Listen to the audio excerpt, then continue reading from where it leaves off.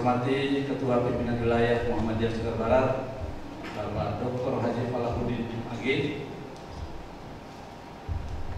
Ini kalau di NW kita kenal Tuan Guru Bajang, saya selalu panggil Tuan Guru Muda.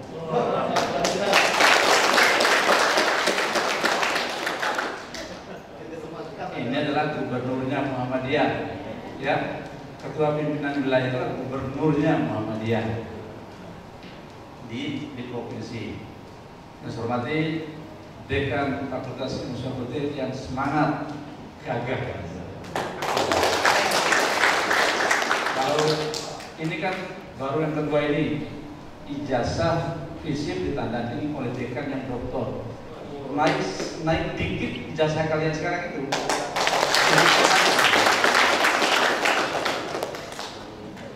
Makanya saya dorong supaya menjadi guru besar.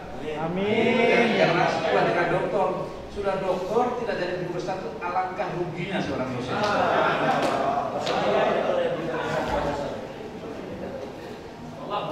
Jangan sampai saya baru setahun doktor, lebih dulu profesor ini kan.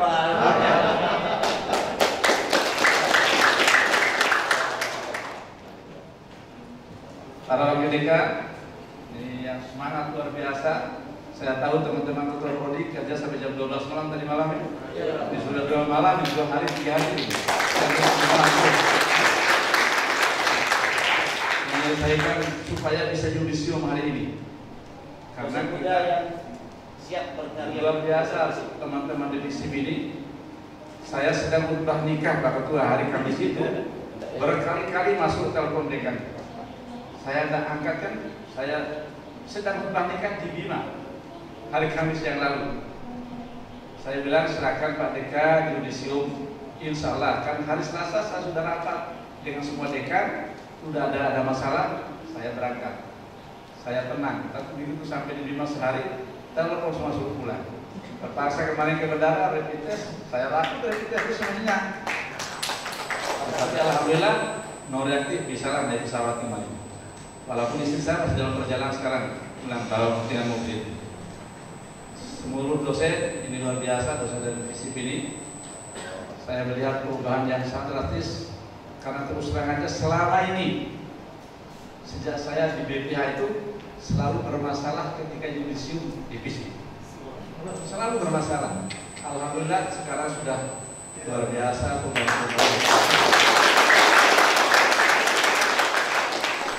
Ini kan saya bilang sama dekan itu ada doktor administrasi publik, harus menjadi contoh administrasi di FISIP itu. Alhamdulillah beliau juga semangat luar biasa. Anak-anakku tadi sudah di yudisium, sudah dilantik sebagai sarjana strata 1 administrasi bisnis dan diploma 3 ahli media perpustakaan. Anda sangat berbahagia hari ini, dan inilah puncak kita menyelesaikan studi kita. Dan inilah diciptakan oleh kita semua sebagai mahasiswa. Tapi ingat, seperti bilang saudara Andi itu yang menyampaikan kepada saudara, yang paling sakit itu setelah sarjana tidak punya pekerjaan. Kalau masih mahasiswa masih minta orang pulang uangnya. Tapi besok setelah yudisium malu dong sarjana minta lagi uang. Nah ini jadi Andi sudah kasih teman-teman. Kita yang buktikan. Jangan malu, jangan ada rasa minder karena kita alumni perguruan tinggi swasta. Di NTB itu ada 7 orang alumni kita jadi kepala dinas. Di Sumbawa Barat itu 50% kepala dinas alumni Jumat.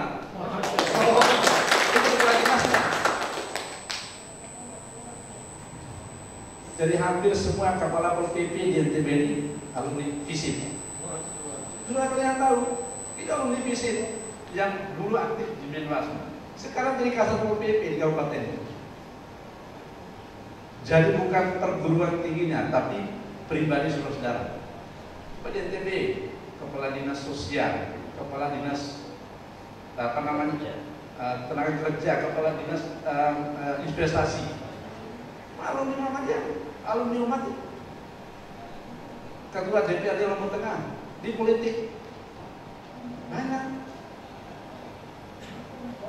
Jadi kita ini bukan melihat, oh malu dong dia negeri, nggak ada cerita.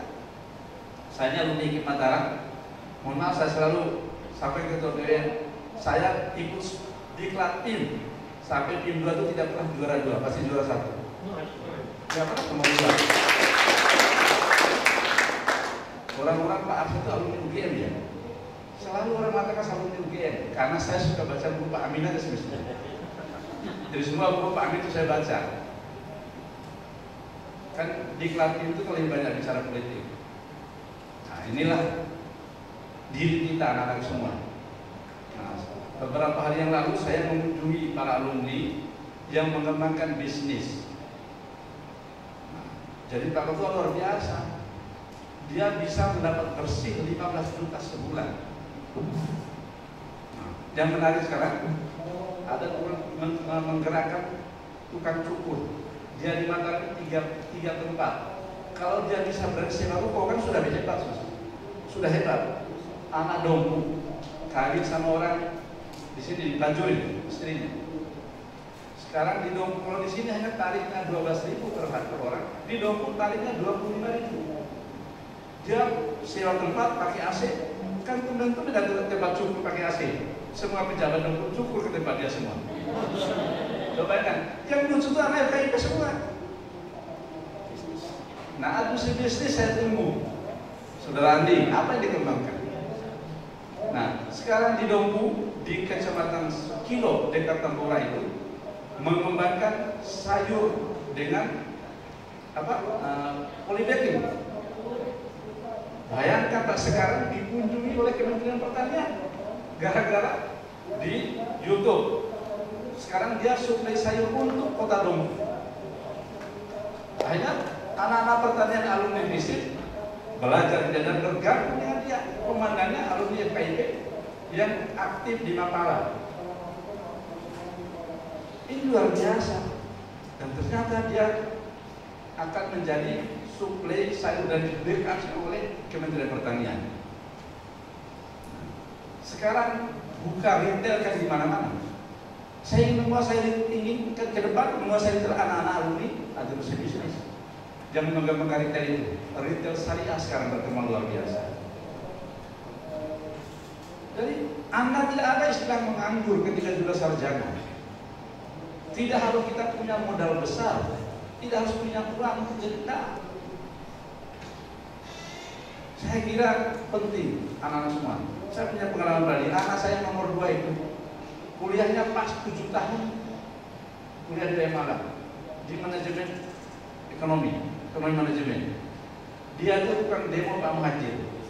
Ketika Pak Muhajir memberi peluang HMI, dia pasti demo karena dia anak aktif di HMI. Ketika saya sebut mau pulang dia ke Mataram karena dia sudah punya grup bisnis di Jawa. Saya suruh pulang aja dulu. Saya suruh keliling NTB. Dia melihat di Bima, Pak, saya mau buka usaha di Bima. Sambil tidak pulang. Dia butuh modal 500 dolar. Dari mana saya dapat uang? Saya bilang tidak ada. Sudahlah, Bapak mungkin ada sertifikat rumah, tanah, pinjam. Tidak ada 500 yang saya kasih uang pada Bapak. Pertama dia pinjam uang di BRI 200 juta. Hanya setahun dia lancar masuk ke BRI dikasih lagi 500 juta oleh BRI. Dia berkembang. Dia penguasa printing di Bima sekarang. Di Bima Dompu. Itu luar biasa. Hanya ada sama dia bilang, Pak, saya tidak hanya sekedar kuliah, tetapi selama kuliah saya sambil belajar bisnis. Saya jadi supir travel di Malang. Karena saya telah lama kuliah, saya tidak kasih uang, Pak. Tidak kasih uang aja. Dia menjadi supir travel. Nah, artinya itu harus menjadi motivasi bagi anak-anak. Saya ingin sekarang khusus bicara itu karena di sini ada bisnis. Saya ingin membuka retail atau menguasai retail syariah yang dibangun oleh banyak orang sekarang.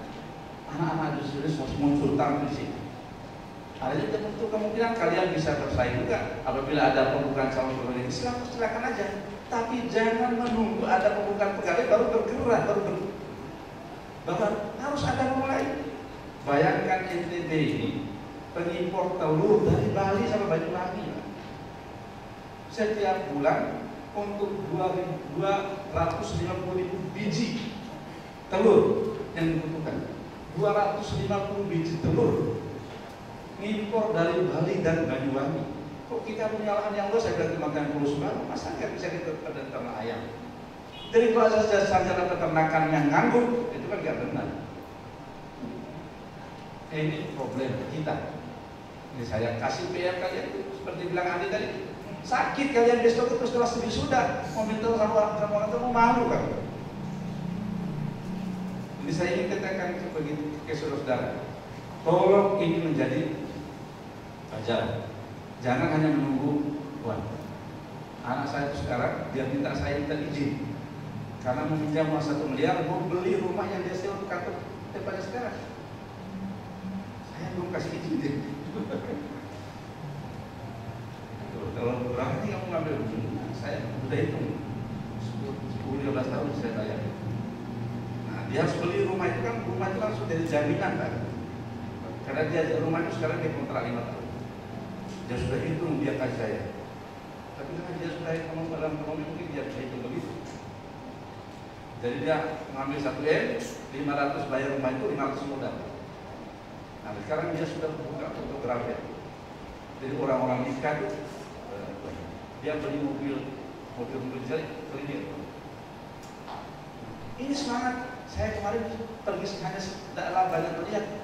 Saya takut usahanya jadi penipu orang kan gitu. Nah, ternyata sekarang tiap hari dia lemburkan orang dia khusus karena cetak beliau calon kepala daerah itu bersaing karena dia punya desain terbaik. 20 orang yang kerja di kantor ini. Nah, ini saya ingin garis semangat anak-anak semua. Nah, tidak ada sesuatu sulit kalau ada suatu penyakit yang bagus.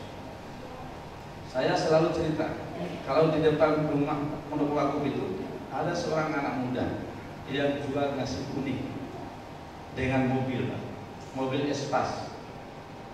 Saya tanya, mau harga nasi itu dia termahal di situ 12.500 Pak satu bungkus.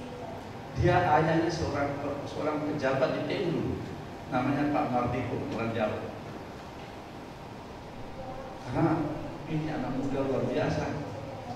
Berapa modal untuk satu hari? Saya punya modal 500.000, tapi saya butuh 500.000 hanya 2 jam. Saya jual itu hanya 2 jam. Jadi 500.000 setiap hari keuntungan dia dari jual nasi kuning itu. Nah setelah siang dia buka di Saraswati itu sampai sore di situ. Ternyata dia itu bertiga sama adik bersaudara. Semua bergerak di saya. Kalau 500.000 per hari, 1 bulan berapa Pak? Kan sudah 15 juta. Dia dapat hanya 2 jam dia jual itu. Saya suka tanya-tanya. Tetapi mohon maaf, ada satu anak bisnis. Kalian boleh lihat di sebelah selatan rumah Bapak itu mulai jam habis asar dia buka minuman segar. Ada teh apa macam-macam itu dia jual sama roti juga. Kita alumni kita, bisnis. Dulu dia sudah kerja di bank syariah, sudah berhenti. Dia buka berdua di situ. Mulai asar sampai jam 10 malam. Ternyata banyak temannya pergi minum kopi di tempatnya dia. Karena rame saya sempat mampir. Saya tanya, nah ini memotivasi saudara. Sengaja saya berbicara untuk bisnis ini. Saya alumni 2020, siapa tahu kita di jalan ada anak yang buka usaha alumni bisnis Pak. Nah kemarin ketika perjalanan ke Sumbawa Pak, ke Bima Pak, manggil saya beli jagung di hutan.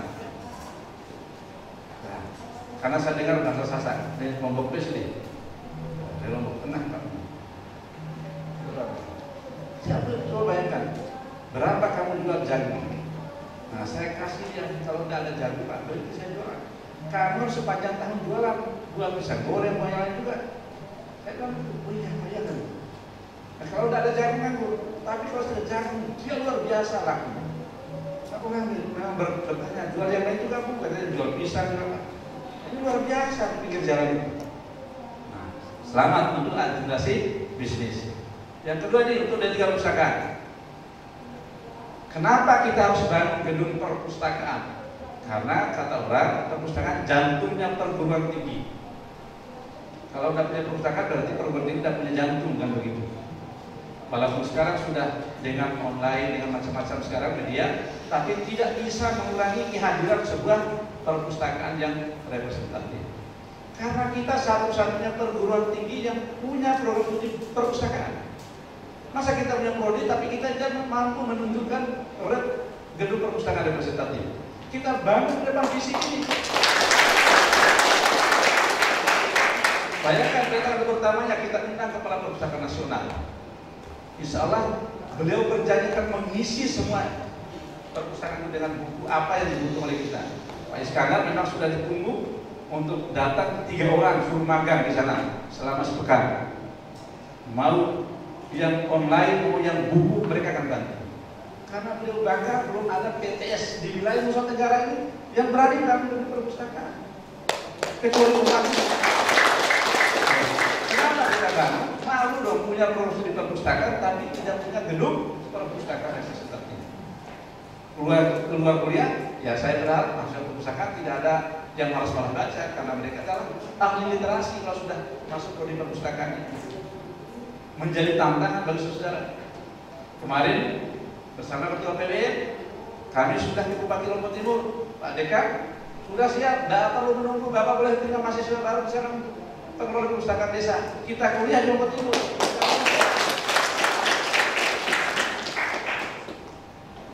Jadi itu sekarang sudah clear dengan bupatinya, ada Ketua PBN hadir kemarin besok Ketua PPA sudah semua dengar selesai Bupati. Langsung diperintah kepada Dinas Pendidikan dan Kebudayaan, koordinasikan kepada perpustakaan segera ditindaklanjuti. Perintah Bupati. Kita jadikan pilot proyek di Lombok Timur bahwa semua pengelola perpustakaan desa dia alumni perpustakaan di FISIP umat ini. Ini harapan kita ke depan anak tua. Bersyukur FISIP gedungnya sudah lumayan ya, sudah punya aula sendiri, dan bisa bergerak, ruang DK-nya, ruang waden, mereka sudah bagus semua kalah ruang rektor. Rektor kan gedung lama gitu.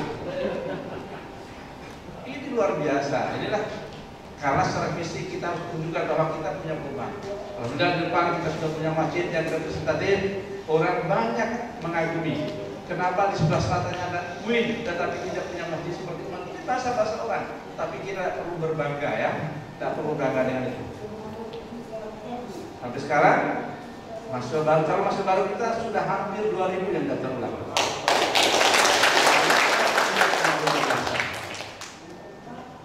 Masih tanggal 30 baru pengumuman undangan, Pak. Biasanya kita menunggu itu baru banyak mahasiswa. Tapi sekarang sudah hampir 2.000. Saya yakin setelah pengumuman undangan akan tembus di atas 2.000 calon mahasiswa baru kita. Saya kira itu, dan kita tahun ini alhamdulillah klaster tertinggi PTS nomor 2 hari. Ada yang klaster 2 kalau kita, tapi nilainya jauh. Kita berada di urutan kedua, tapi IKIP berada di urutan ketiga, 100 selisihnya dengan kita. Walaupun yang di urutan kedua dari kita, tapi nilai rankingnya selisihnya 100 perguruan tinggi. Nah hanya di NTB tertinggi itu umat. Yang kedua karena sudah bergabung Undikman, IKIP sama UNTB, tapi nilainya selisih 100 dengan kita, rankingnya 100. Artinya ada 100 perguruan tinggi di antara umat itu dengan IKIP, dengan Undikman. Kemudian di bawahnya ada Hamjamladi, juga selisihnya jauh. Jadi itu nomor sebelah itu adalah nomor peringkat seluruh perguruan tinggi di Indonesia. Mohon maaf, UIN pun di bawah kita.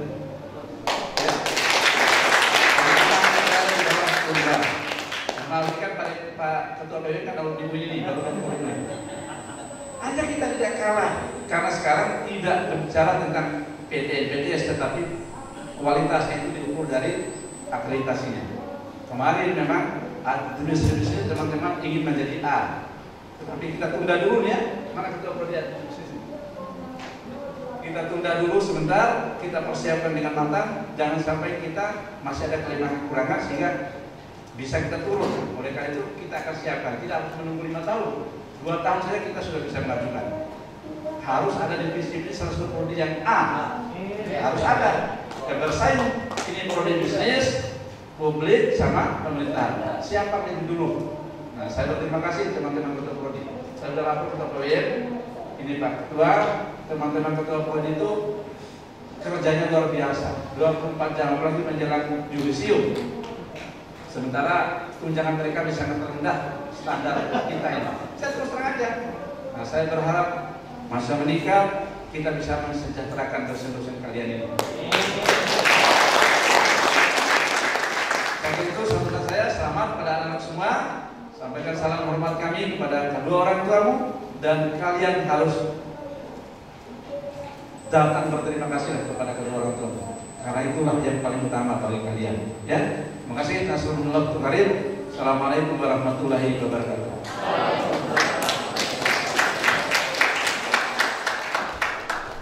S3 Administrasi Publik. Saya bilang untuk buka S2 aja kita sudah sangat sulit, apalagi S3. Ada cara, kita akan kerjasama dengan Polda Jaya Malang. Saya sudah komunikasi dengan Dekan Via dan misalnya dekannya sudah siap menerima kedatangan tim dari umat untuk membicarakan apa salah-salah untuk membuka kerjasama itu. Jadi pemerintah daerah akan kuliah ke seluruh kepala dinasnya S2 kuliah S3. Jadi itu nanti kita mudah saya mohon doa teman-teman semua, mudah-mudahan bisa terwujud. Jadi sekolah nanti S3 itu khusus dari Pemda, terutama prioritasnya Widya Suara provinsi harus sama doktor, karena WI sekarang sudah bisa jadi profesor Pak, tapi syaratnya harus doktor baru profesor. Dia bisa pensiun 70 sama dengan dosen. Nah itulah sekarang gubernur akan membiayai S3 bagi Widya Suara dulu angkatan pertama. Nah insyaallah Pak Dekan selesaikan yudisium dulu, baru saya akan kirim ke Brawijaya untuk komunikasi. Mudah-mudahan doa anak semua, kalian mau sudah 3 besok lagi keluar bisa di rumah. Terima kasih ya.